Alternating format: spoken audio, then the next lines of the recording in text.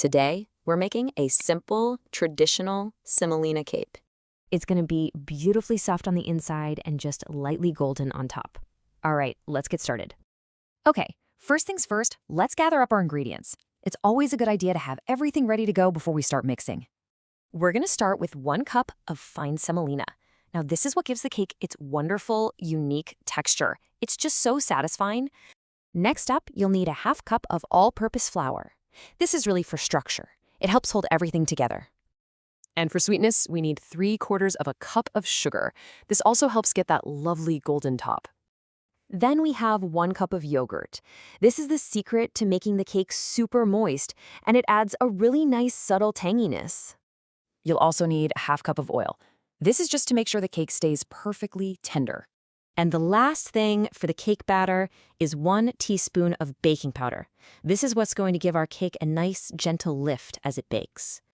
Now for the syrup, it's really simple. We'll need a 1/2 cup of sugar, a 1/2 cup of water, and just a few drops of lemon to brighten it all up. All right, let's get to preparing the batter. You'll love this part. It's just one simple step. So go ahead and combine all of those cake ingredients in a big bowl. That's the semolina, flour, sugar, yogurt, oil, and baking powder. Just give it a good mix until it's nice and smooth. Now, take a look at the batter. You'll notice it's thick, but you can still pour it. Don't worry, that's exactly how it should be. This is correct. Okay, our batter is ready, so it's time to talk about baking. Getting the temperature and time just right is really important for that perfect texture. We're going to set the oven to 350 degrees Fahrenheit. That's 180 Celsius. Make sure you let it preheat all the way before the cake goes in. This is going to bake for about 35 minutes. So, after those 35 minutes are up, how do you know it's ready? Well, there are 2 really simple things to look for. First, just look at the top. It should be a beautiful golden brown. Then give the center a gentle touch. If it feels firm and springs back just a little bit, you know it's perfectly baked. And now for the final touch, adding that warm syrup. And trust me, the timing here is absolutely key. Let's talk about a common mistake really quick, just so you can avoid it. You never want to pour cold syrup on a cold cake. It just won't soak in right. The trick is to have both the syrup and the cake warm.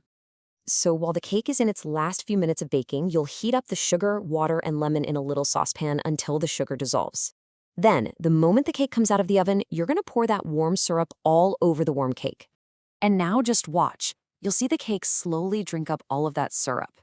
It might seem like a lot of liquid at first, but just be patient. It will all soak in. This next part is important. You have to let it cool down completely before you serve it.